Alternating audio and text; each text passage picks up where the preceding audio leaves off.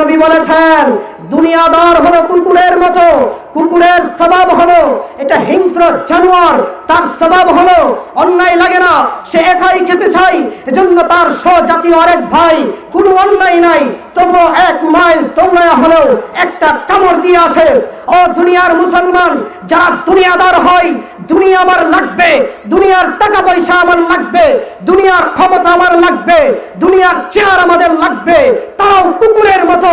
এই জন্যই আমরা দেখতে পারি সামান্য সম্পদের জন্য, সামান্য টাকা পয়সা ক্ষমতার জন্য স্বজাতীয় আরেক মুসলমানকে গুলি করে হত্যা করে, কুপিয়ে হত্যা করে, পিটিয়ে পাথর মেরে মেরে দিন দুপুরে হত্যা করে। এজন্য আমার রাসূল বলেছেন ওরা মানুষ রূপী কুকুরের চাইতেও আরো অদম। কথা বলেন ঠিক কিনা? মোহতারাম হাজরিন, যদি বুঝে থাকেন তাহলে নবীজি এজন্যই বলেছেন